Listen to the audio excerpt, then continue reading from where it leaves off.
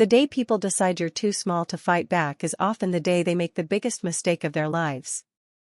I didn't know those words would become the truest thing I'd ever lived through. 48 hours earlier, my biggest concern had been getting to Jefferson Elementary before the morning bell. I balanced a paper cup of coffee in one hand and a canvas bag stuffed with spelling quizzes in the other as the October wind chased bright orange leaves across the sidewalks of Manhattan's Upper West Side. At 25, my life wasn't glamorous. My apartment measured barely 600 square feet, my aging Honda Civic rattled every time it climbed a hill, and my checking account seemed permanently stuck in survival mode. Still, I loved my mornings. I loved watching the city wake up. Street vendors rolled open their carts. Construction crews laughed over coffee before another 10-hour shift. Parents hurried sleepy children towards school with backpacks almost as big as they were.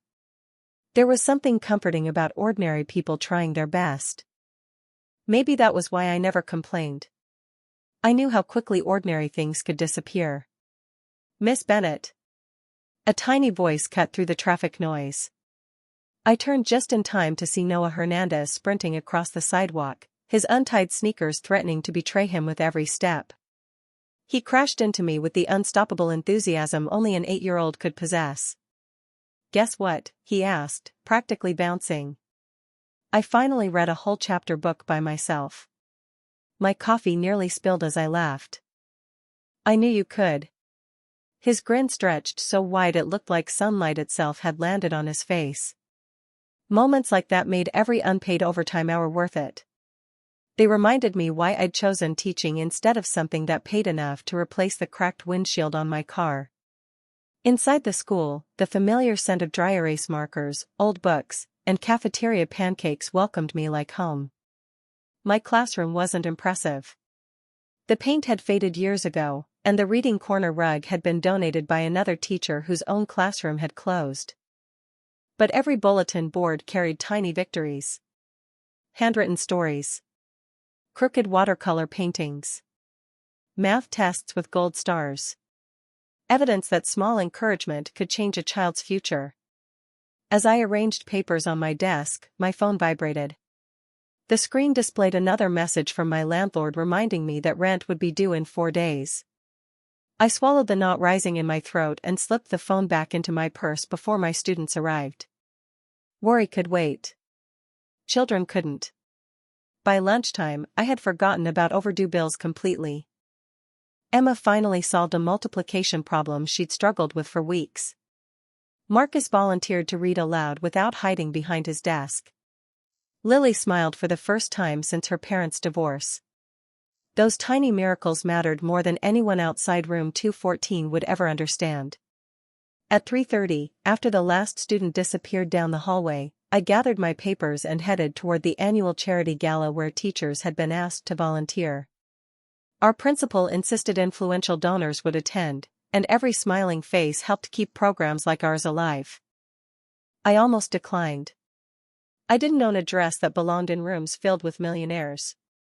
But children deserved art supplies more than I deserved comfort. I had no idea that before the night was over, a room full of powerful strangers would decide I was the easiest person to humiliate, and somewhere beyond those glittering ballroom lights, a man who ruled an empire in silence would notice everything. The Grand Meridian Hotel looked nothing like the places I usually visited. Crystal chandeliers shimmered above polished marble floors, and every conversation floated through the ballroom with practiced confidence. Women wore gowns that probably cost more than my annual rent. Men adjusted tailored jackets while discussing investments that sounded larger than entire school budgets. I caught my reflection in one of the gold-framed mirrors near the entrance and immediately wished I had not. My navy blue dress had survived 3 weddings, 1 funeral, and now this fundraiser. It fit well enough, but standing beside couture gowns made it feel borrowed from another lifetime. I smoothed the wrinkles anyway and reminded myself why I was here. 20 new laptops for my students. That was what tonight could mean if enough donors cared. Claire. Principal Harper smiled as she hurried toward me. "Thank you again for volunteering. Just keep circulating with the other staff. Be friendly." Answer questions if anyone asks about the reading program. I nodded. Of course. She squeezed my arm before disappearing into the growing crowd, leaving me holding a silver tray filled with sparkling water glasses. I had spent years speaking in front of classrooms full of energetic children without fear, but somehow wealthy adults made me feel as though I had forgotten how to breathe correctly. They smiled differently. They laughed differently. Even the silence between conversations seemed expensive. I carefully navigated through clusters of guests, offering drinks and exchanging polite smiles. Most barely noticed me. A few thanked me kindly. Others accepted glasses without making eye contact at all. It did not bother me. Invisible was often easier than being remembered. Across the ballroom, a small boy wandered away from what looked like a private dining area, his attention completely captured by an enormous display of white orchids. He could not have been older than 6. His neatly pressed suit made him look like a tiny businessman playing dress-up. Before I could say anything, he disappeared behind one of the decorative columns. I glanced around, expecting frantic parents, but no one seemed to notice. I quietly set my tray on a nearby table and followed him. "Hey there," I said gently when I finally spotted him standing near a side hallway. "Did you lose someone?" He looked up with wide blue eyes that shimmered with uncertainty before giving a small nod. "I cannot find Uncle Adrian." His tiny voice barely rose above a whisper. "That is okay," I said with a reassuring smile. "We will find him together." He slipped his small hand into mine without hesitation, trusting me with the effortless confidence children sometimes offered complete strangers. Something about that simple gesture warmed my heart. We had barely taken 3 steps when 2 sharply dressed security men appeared from opposite directions. Relief washed across their faces the instant they saw the little boy. "There you are, Master Leo," one of them said softly. The child pointed toward me. "She helped me." Both men looked at me with careful expressions that revealed nothing. One offered a respectful nod. "Thank you, Mississippi." Before I could answer, another voice echoed from the ballroom. Calm. Deep. Controlled enough that people instinctively moved aside without realizing they were doing it. "Leo." The little boy's face immediately brightened. "Uncle Adrian." I turned only for a moment. A tall man in a perfectly tailored black suit stood several yards away, speaking quietly with another guest. His posture carried effortless authority, yet he never raised his voice. He simply extended one hand toward the child. Leo released my fingers and hurried to him. The man rested a gentle hand on the boy's shoulder before his eyes lifted toward me for the briefest second. Cool gray eyes met mine across the ballroom. There was no smile. No frown. Just a silent acknowledgement before someone beside him resumed their conversation and the moment disappeared as though it had never happened. I picked up my tray again, convinced I would never see either of them for the rest of the evening. I could not have been more wrong. I spent the next hour convincing myself that the strange encounter had meant absolutely nothing. New York was full of important people. Powerful people. Wealthy people whose lives would never intersect with mine again after a single polite glance across a crowded ballroom. I focused on greeting donors, answering questions about literacy programs, and explaining how a single classroom library could transform children who had never owned a book of their own. Most guests listened with pleasant smiles before drifting back toward conversations about real estate, hedge funds, or vacation homes somewhere I had only seen in travel magazines. Still, a handful genuinely cared. An older couple promised to sponsor new science equipment. A retired firefighter asked if the school needed volunteers. Those moments reminded me that generosity often arrived quietly, without cameras or applause. I was carrying an empty tray toward the catering station when someone deliberately stepped into my path. Well, if it is not the schoolteacher trying to impress the city's elite. The woman's voice carried just enough volume to attract nearby attention without becoming obvious. She looked to be in her early 30s, elegant in an emerald evening gown with diamonds sparkling around her neck. 2 men and another woman stood beside her, all dressed with effortless luxury that made my simple navy dress seem even smaller. I recognized her from the program booklet. Victoria Langford.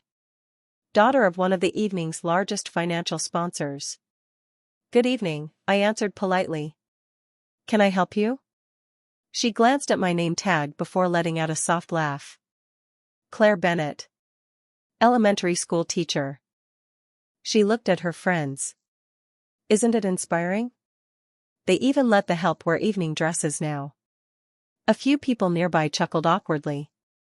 Heat climbed into my face, but I kept my smile steady. I am actually here representing Jefferson Elementary. Of course you are.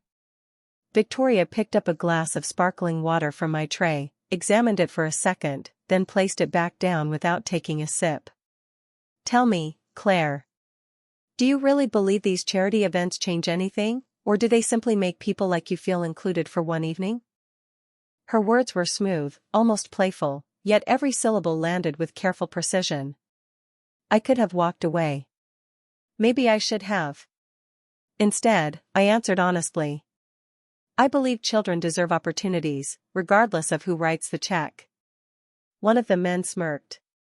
Victoria tilted her head as though studying an unusual museum exhibit. That is a very noble answer. She paused.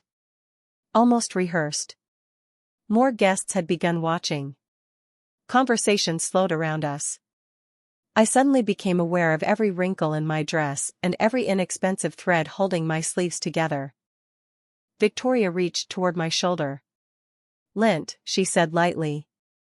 Instead of brushing away imaginary dust, her fingers caught the edge of the fabric just enough to pull the seam slightly out of place before letting go again. It was subtle. Small enough that anyone across the room would assume she had done me a favor. But I knew exactly what she was doing. She wanted me to feel out of place. Embarrassed. Small. I quietly adjusted my dress and met her eyes. Thank you. My calm response seemed to disappoint her. She had expected tears. Anger. Anything that would entertain her audience.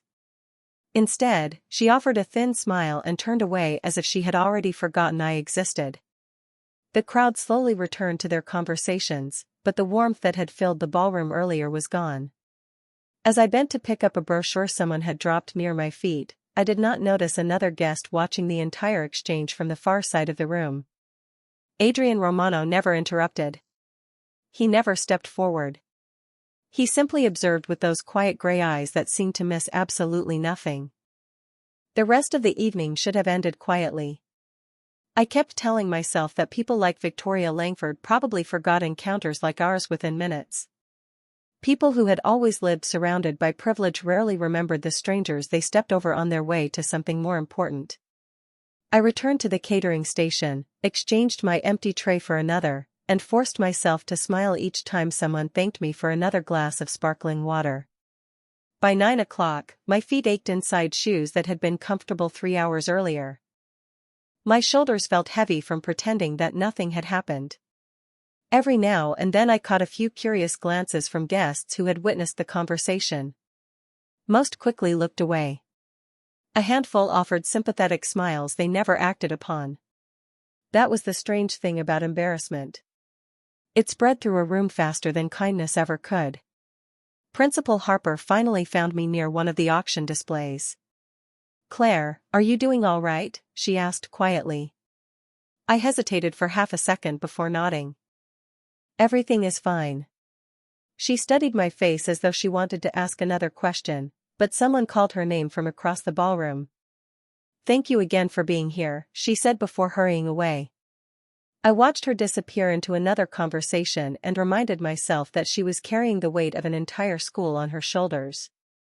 She did not need one more problem tonight.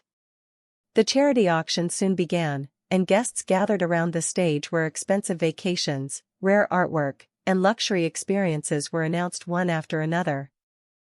The applause echoed beneath glittering chandeliers while enormous numbers flashed across giant screens. $50,000. $100,000.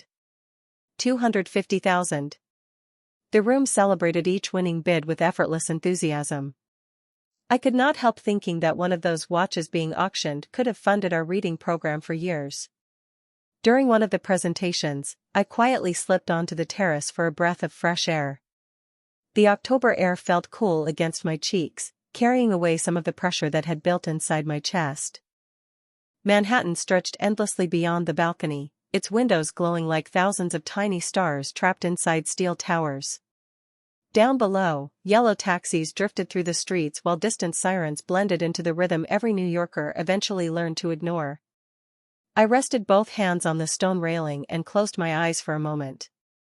You handled yourself better than most people would have. The calm voice behind me made me open my eyes immediately. I turned to find the same tall man I had briefly seen with little Leo. Adrian Romano stood several feet away, giving me enough space that I never felt cornered. His black suit looked as immaculate as it had earlier, though his tie had been loosened slightly after what must have been a long evening. Up close, he appeared younger than I first thought, perhaps his early 30s, with silver-gray eyes that remained steady without becoming intimidating. "I am sorry?" I asked. "Inside," he said simply. "Most people answer humiliation with anger. You answered it with dignity." I gave a small shrug. Sometimes dignity is all that is left to protect. Something unreadable crossed his expression before disappearing just as quickly. He glanced toward the skyline instead of at me. "That is a rare answer." Before I could respond, one of the security men approached quietly from the ballroom entrance. "Mr. Romano, they are waiting for you." Adrian nodded once. His attention returned to me for only a second. "Thank you for helping my nephew earlier." "He is a sweet little boy," I replied. The faintest hint of warmth reached his eyes. Not quite a smile. More like the memory of one. Then he inclined his head politely and walked back inside without another word. I remained alone on the terrace, wondering why that brief conversation somehow felt more genuine than every polished speech I had heard all evening, never realizing that as Adrian disappeared into the ballroom, he quietly instructed someone to find out everything there was to know about Claire Bennett. I did not see Adrian Romano again that night. By the time the auction ended and volunteers began folding tablecloths and stacking donation brochures into cardboard boxes, he had already disappeared with the same quiet efficiency that seemed to follow him everywhere. There were no dramatic goodbyes. No crowd gathering around him for photographs. One moment he was standing near the stage speaking softly with several business leaders, and the next he was simply gone. I drove home just after 11 o'clock, the city lights reflecting across my cracked windshield as jazz drifted quietly from the old radio that only worked when it wanted to.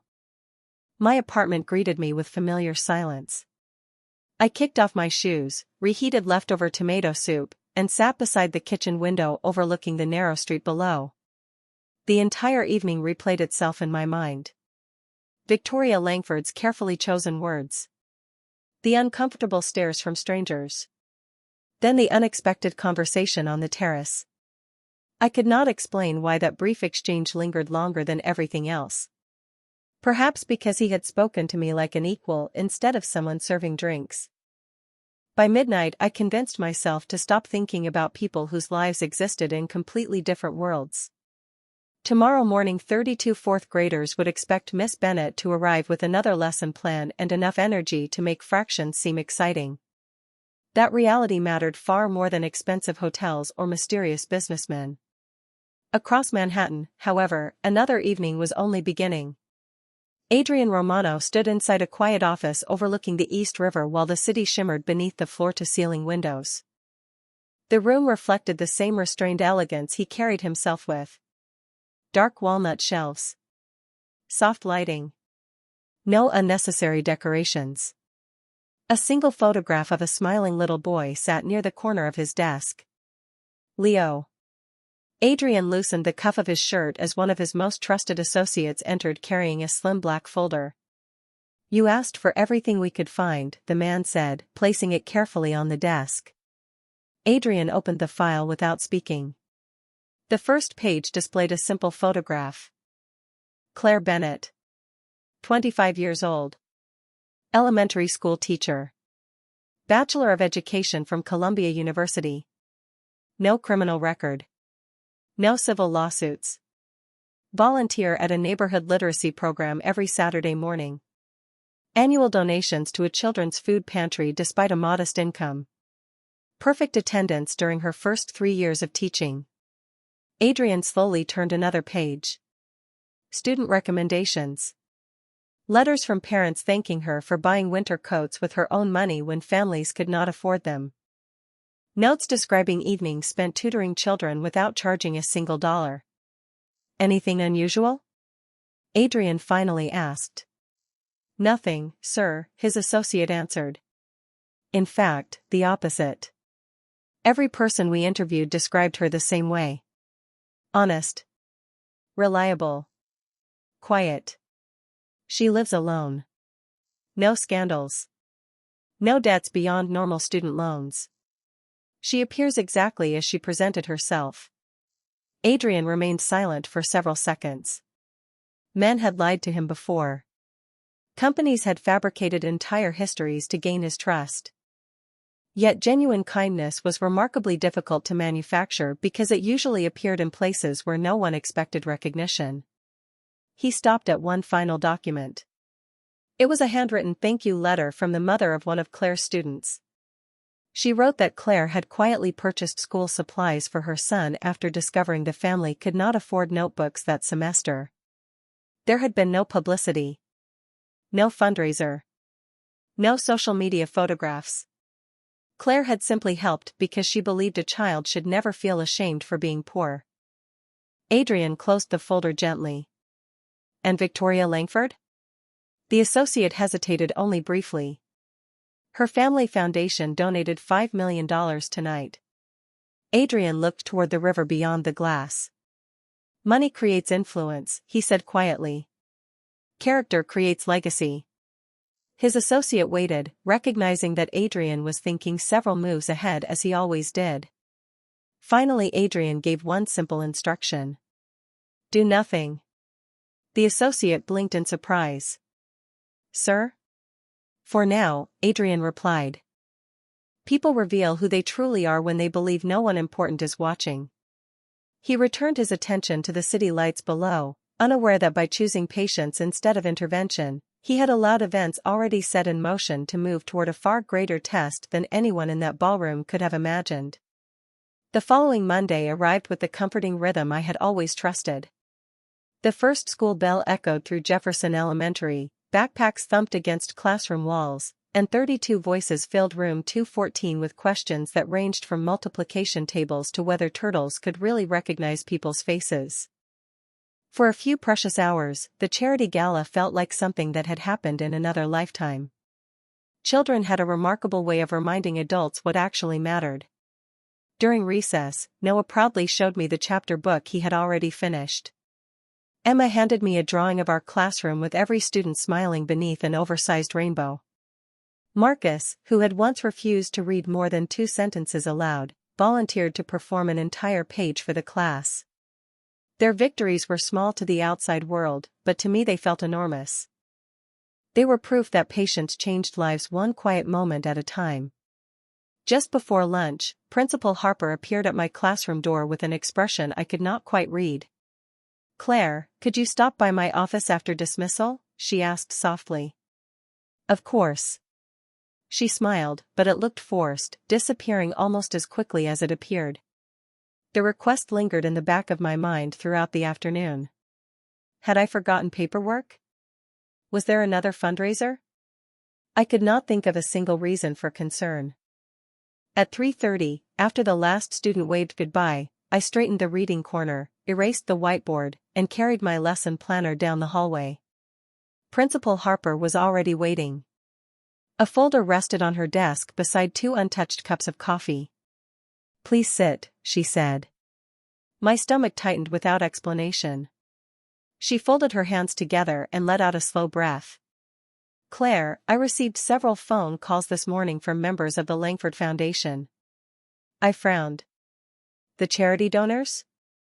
She nodded reluctantly. They expressed concerns regarding your conduct at the gala. I stared at her, convinced I had misunderstood. My conduct? They claim you behaved unprofessionally toward one of their guests and created an uncomfortable scene. The words landed with a strange emptiness. I almost laughed because they sounded so completely disconnected from reality. That is not what happened. I know, Principal Harper answered quietly before I could continue. At least, I believe I know. She looked genuinely distressed. But Jefferson Elementary depends on annual funding from the Langford Foundation. The school board has already contacted me asking for a written report. I felt the room grow unnaturally still. Outside her office, students laughed as parents gathered them for the walk home. Inside, everything seemed frozen. What happens now? I finally asked. Nothing has been decided, she said carefully. I simply wanted you to hear it from me instead of through rumors. She slid the folder across the desk. Inside were printed emails describing me as argumentative, disrespectful, and inappropriate for representing the school. Every accusation felt like it belonged to someone else. None of them reflected the conversation I remembered. Yet each sentence carried the polished confidence of people accustomed to being believed. I closed the folder gently. Thank you for telling me. Principal Harper's eyes softened. Claire. I am sorry. I managed a small smile that felt much stronger than I actually was. You do not have to apologize. As I walked toward the parking lot an hour later, the autumn air seemed colder than it had that morning. I unlocked my aging Honda Civic and sat behind the steering wheel without starting the engine. For the first time in years, I wondered whether doing the right thing was always enough. Several miles away, inside a quiet conference room overlooking the city, Adrian Romano listened as another report was placed before him. This one did not describe charity donations or business investments. It contained copies of the same accusations now sitting inside my purse. Adrian read every page without changing his expression. Then he looked up at his associate and asked only one question. Who wrote the first complaint? The room fell silent as someone began searching for the answer. The next 3 days tested me in ways no classroom ever had. Every morning I unlocked room 214 with the same smile my students expected, and every afternoon I left Principal Harper's office with another polite update that revealed almost nothing. The school board is still reviewing everything. Those words became as familiar as the morning pledge. Rumors, however, traveled much faster than official decisions. Teachers who had once lingered in the faculty lounge to chat about lesson plans suddenly found reasons to end conversations when I walked in. A few avoided eye contact altogether. Others offered sympathetic smiles that carried more uncertainty than confidence. I could not blame them. Nobody wanted to stand too close to someone whose future seemed uncertain. Yet the children remained exactly the same. They still argued over crayons. They still forgot homework. They still believed I could solve every problem simply because I was their teacher. That innocence became my anchor. On Thursday morning, Lily quietly placed a folded piece of paper on my desk before class began. I made this for you, she whispered before hurrying back to her seat. During lunch, I finally opened it. It was a drawing of our classroom. Every student held hands beneath a bright blue sky. Above my stick figure she had written in careful fourth-grade handwriting, "Thank you for helping us believe we are smart." I blinked several times before carefully placing the picture inside my lesson planner. Some gifts were too valuable to leave lying on a desk. That afternoon another surprise arrived. The school secretary entered my classroom carrying an enormous cardboard box with no return address. "Delivery for Miss Bennett," she announced. Curious students immediately gathered around. Inside were dozens of brand new children's books. Classic novels.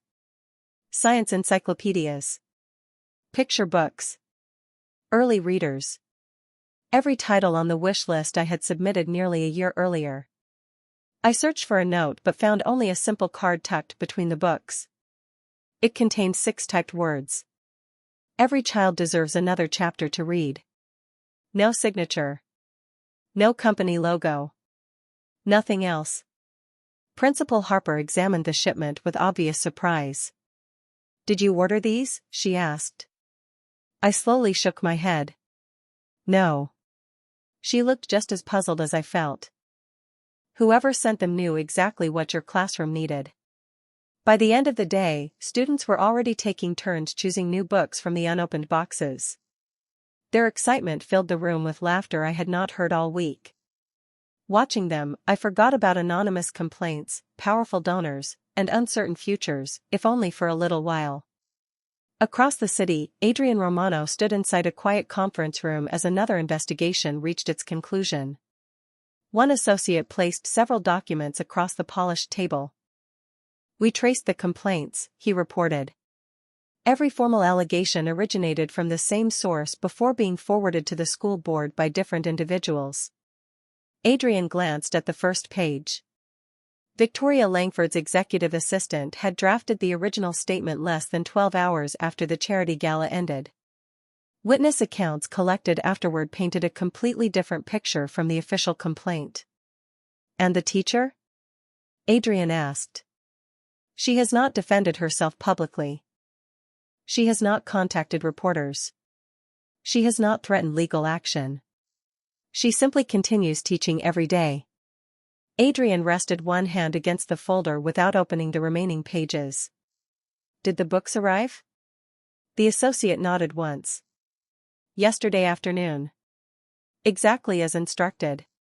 No names attached. Silence settled over the room.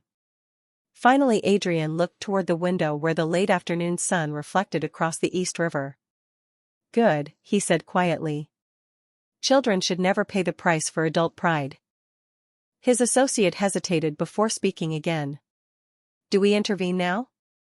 Adrian's answer came without hesitation. Not yet. He understood something many powerful people forgot. The truth had a way of revealing itself most clearly when those who believed they controlled the story became too confident to hide their intentions. And somewhere else in Manhattan, Victoria Langford was already preparing her next move, completely unaware that someone far more patient than she was had begun watching every step she took. Saturday mornings always felt different from the rest of the week. There were no ringing school bells, no attendance sheets, and no rush to finish lesson plans before 8 o'clock. Instead, I spent every Saturday at the neighborhood literacy center a few blocks from Riverside Park, helping children whose families could not afford private tutoring. The building was old, the chairs never quite matched, and the heating system seemed to make up its own rules every winter. I loved it anyway. Learning had never cared about polished floors or expensive furniture.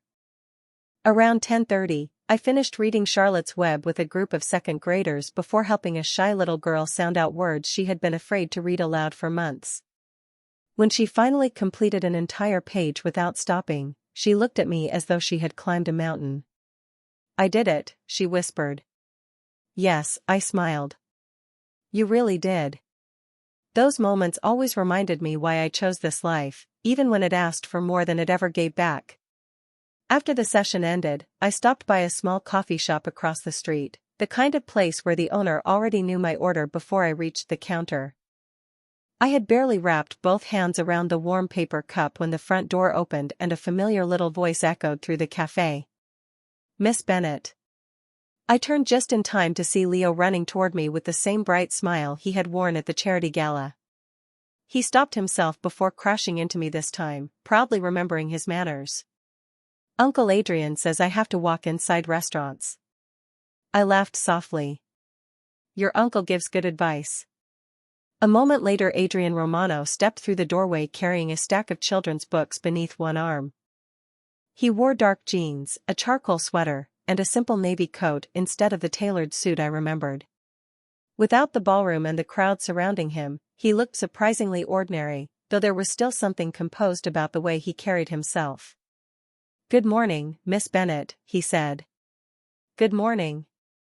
Leo eagerly held up a library card. I got my own card today.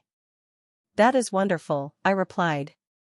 Now you have to fill it with adventures. The boy nodded so enthusiastically that Adrian almost smiled. He insisted on borrowing the maximum number of books they would allow, Adrian explained. That sounds like an excellent problem to have. We stood there for a brief moment, three people connected by nothing more than children's books and unexpected coincidence. Adrian glanced toward the paper bag resting on my table, where several worn teaching supplies peeked out beside stacks of handwritten worksheets. "Working on the weekend?" he asked. "The literacy center nearby," I answered.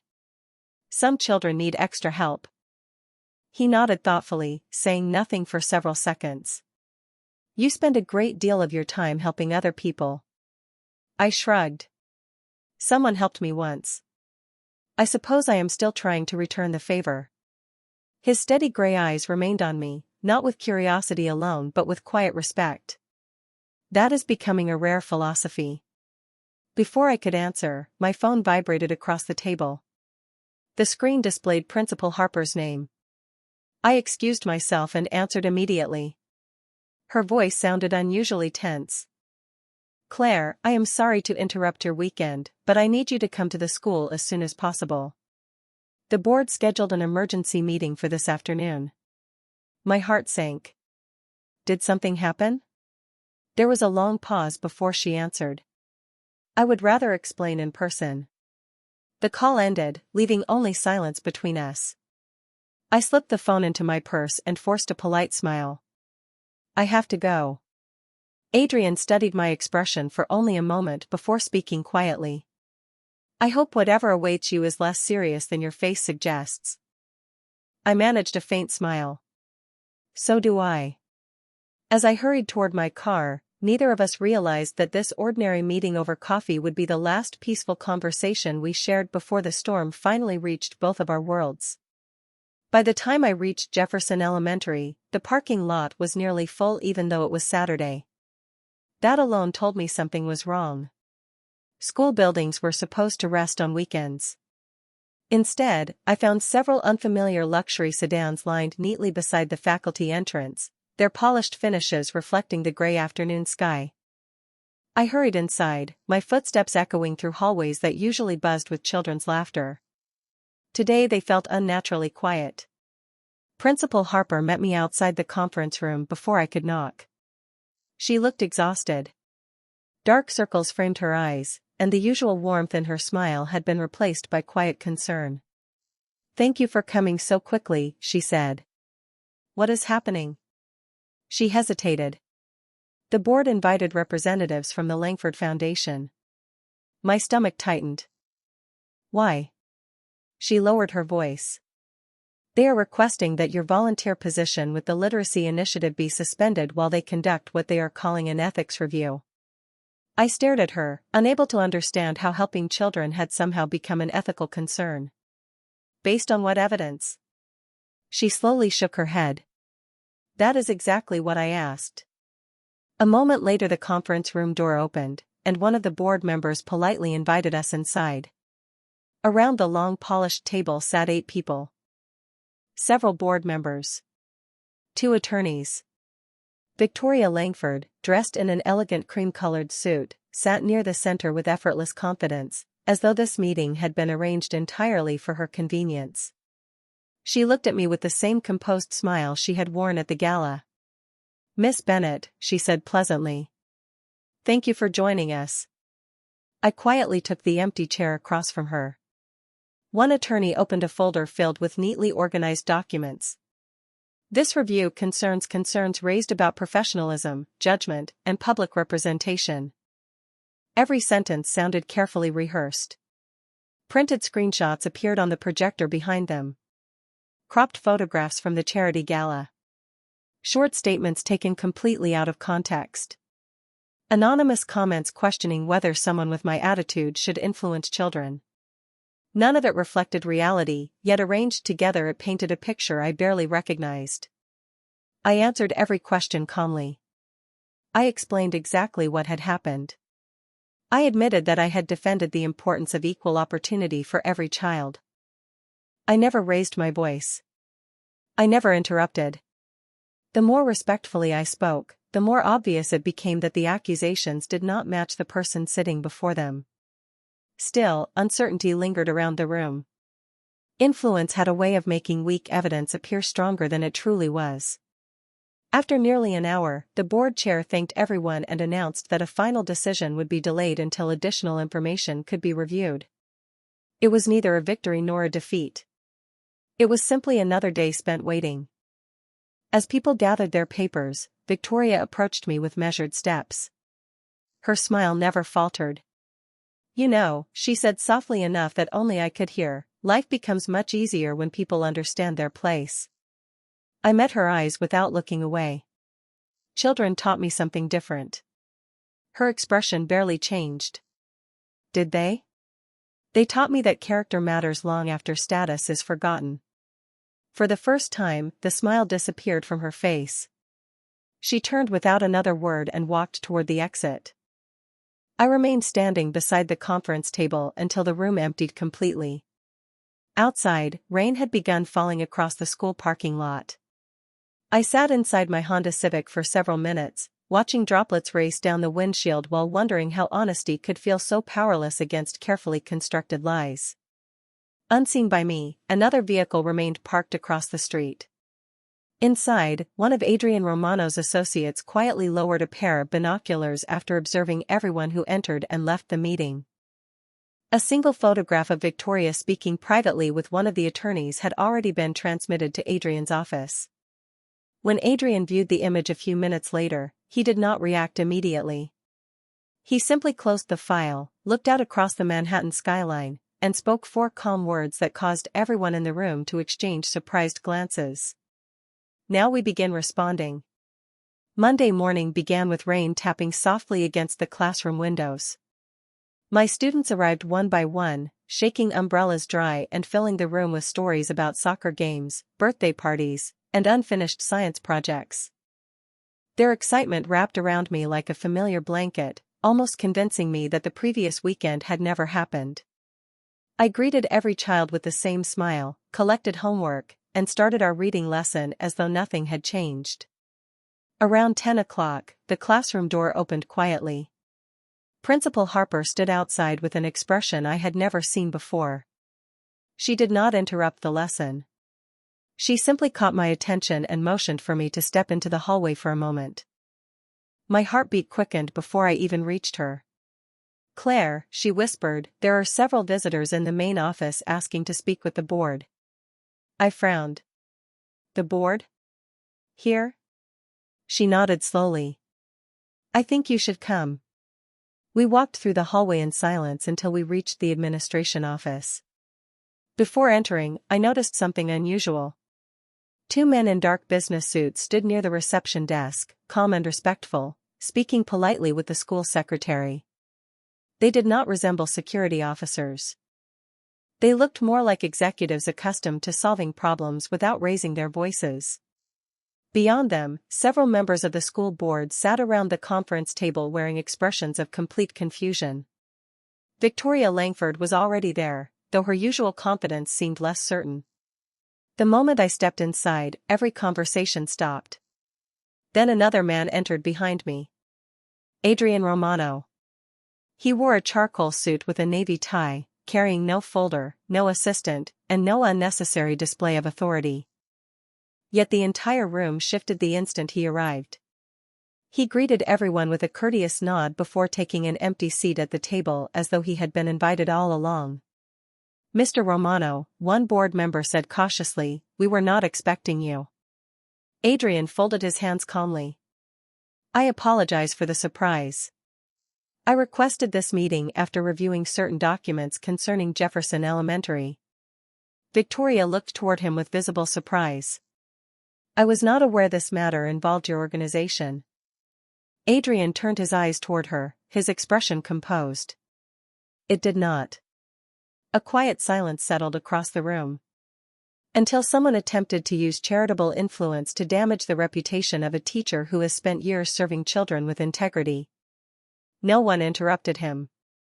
He placed a thin folder on the table and gently pushed it toward the board chair.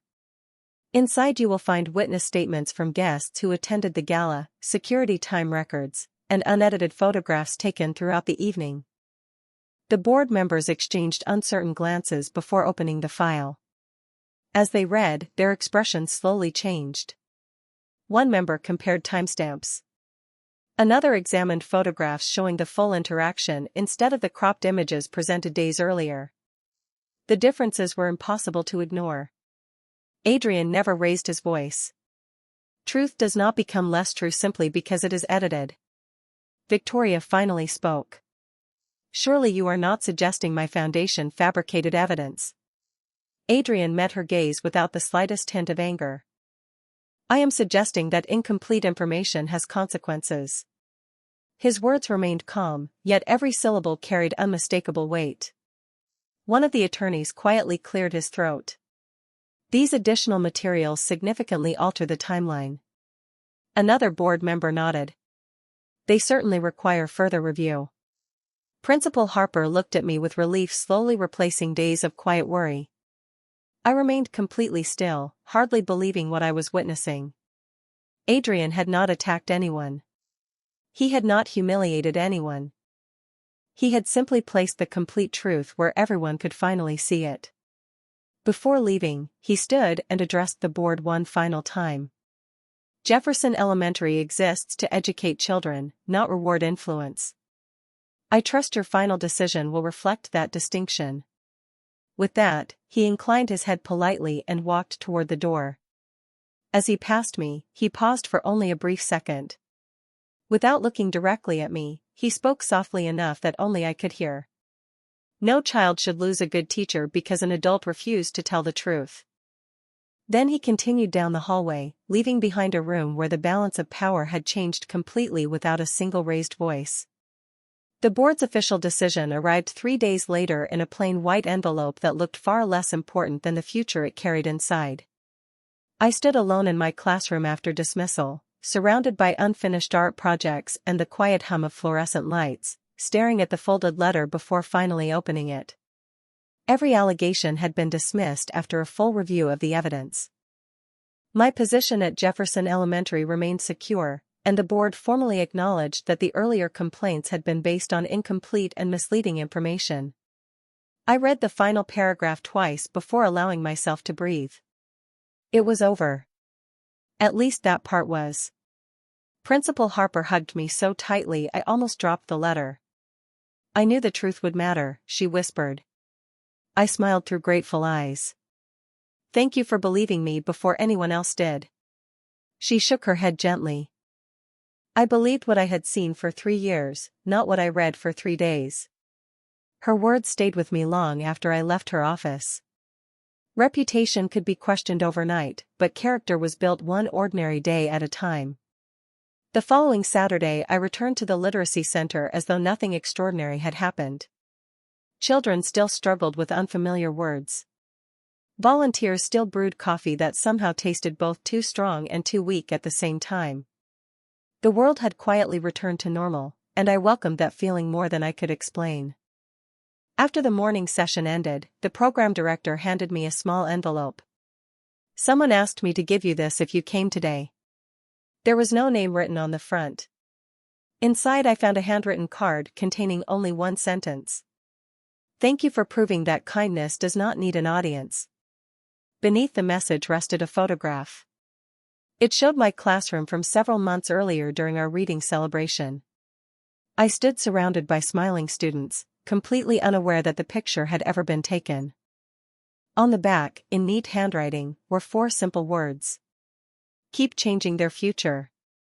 My heart skipped. There was no signature, yet somehow I already knew who had sent it.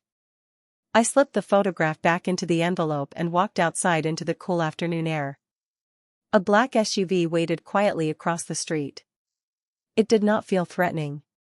It simply remained there, engine idling, before slowly pulling away the moment I noticed it. Curiosity settled into my thoughts.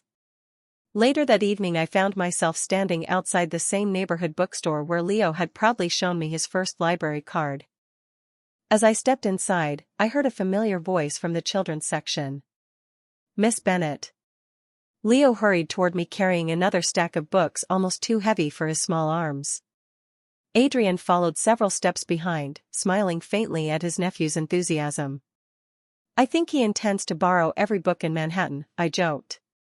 He has ambitious goals, Adrian replied. Leo wandered toward another shelf, leaving the two of us beside a display of classic novels. For a brief moment neither of us spoke. Finally I looked at him. The books for my classroom. He remained silent. The anonymous card. Still no answer. I smiled gently. The evidence presented to the school board.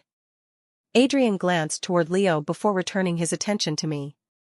Children deserve teachers who refuse to give up. You never wanted credit. It was not a question.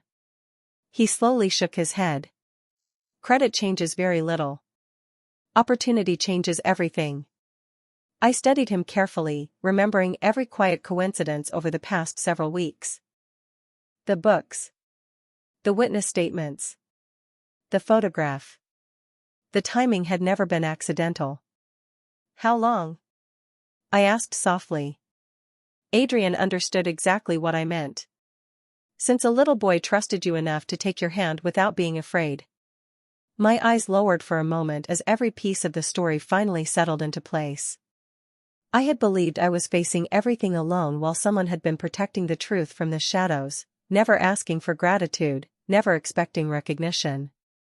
In that quiet bookstore, surrounded by stories waiting to be opened, I realized that the strongest people were not always the ones who stood in front of you.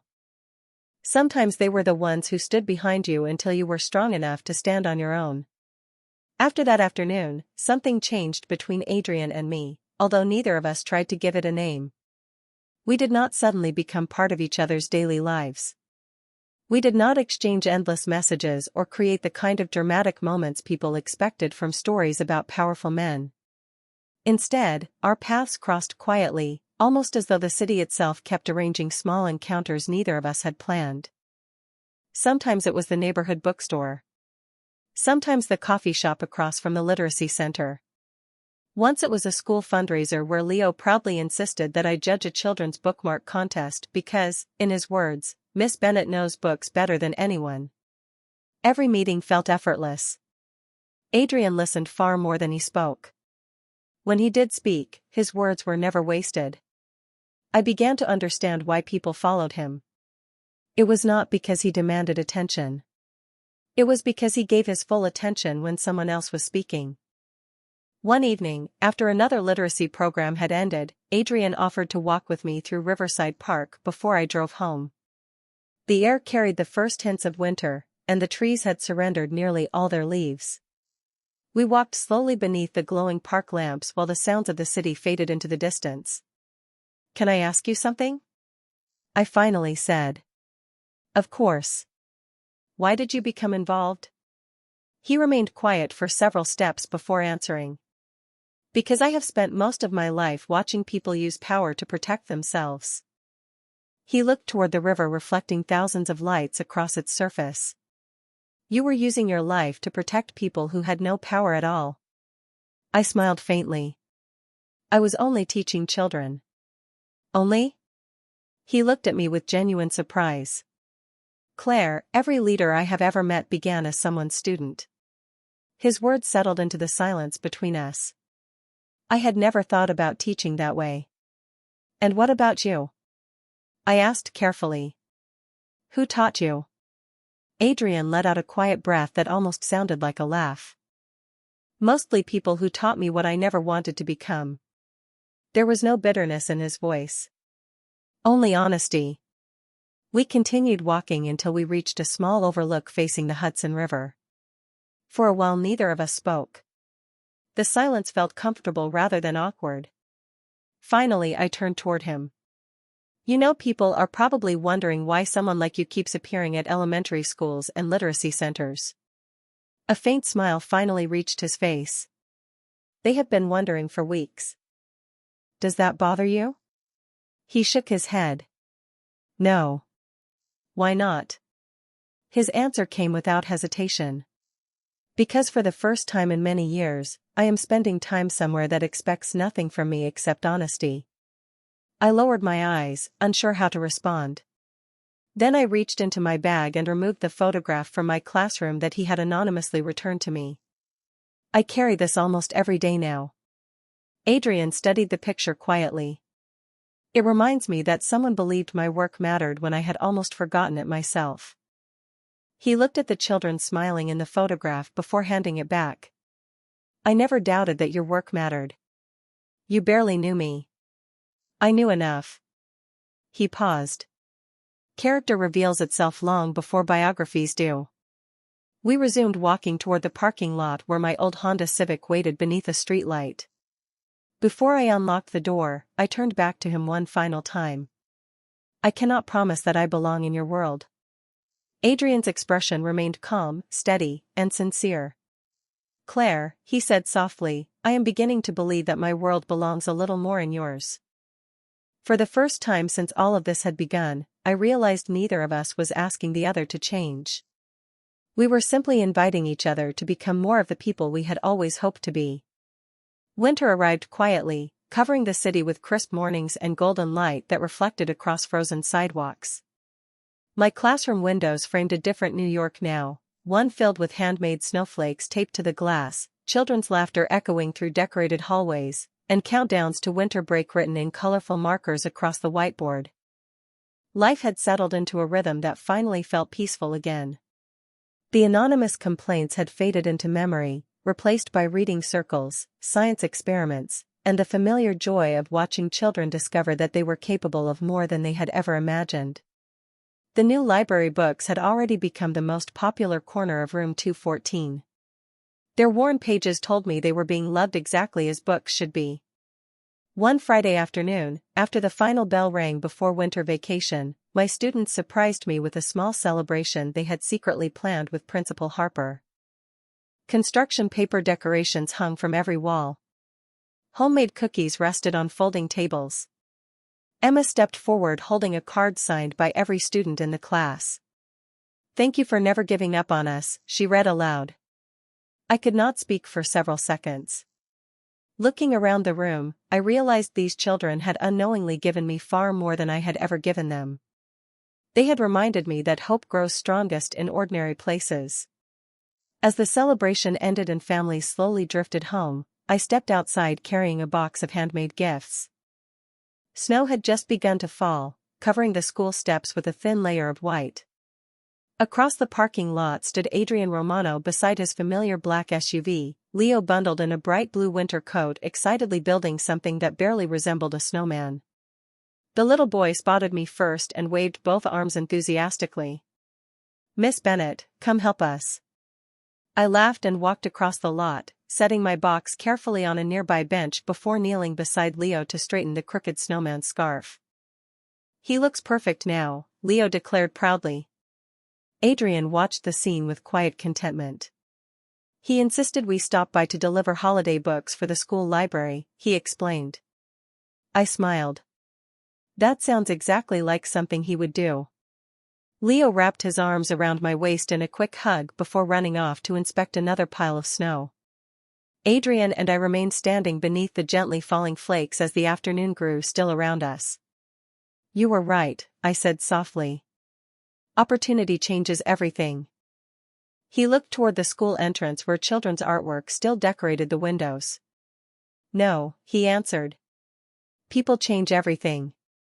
Opportunity simply gives them room to become who they already are. I thought about the frightened teacher who had once sat alone inside her old Honda Civic wondering whether truth would ever matter again. I thought about the quiet man who had chosen patience over pride, who had defended honesty without asking for recognition, and who had reminded me that real strength never needed to announce itself. You know, I said with a gentle smile, I used to believe courage meant standing alone. Adrian looked at me with the same calm gray eyes that had first met mine across a crowded ballroom. And now? I reached for his hand, not because I needed someone to rescue me, but because I had found someone who understood that protecting another person's dignity was one of the greatest forms of strength. He closed his hand around mine with quiet certainty. Now I think courage also means allowing someone worthy to stand beside you. Snow continued falling as the city carried on around us, unaware that two very different lives had changed forever not because of wealth, influence, or power, but because one ordinary teacher refused to surrender her character and one extraordinary man refused to let the truth stand alone. Looking back, I no longer remembered the people who tried to make me feel small. I remembered the children who believed in me, the quiet kindness that arrived without applause, and the man who could have commanded attention from the entire city but instead chose to protect a single person's dignity. In the end, that was the lesson I carried forward. The strongest hearts are not measured by how many people fear them. They are measured by how many people feel safer because they exist.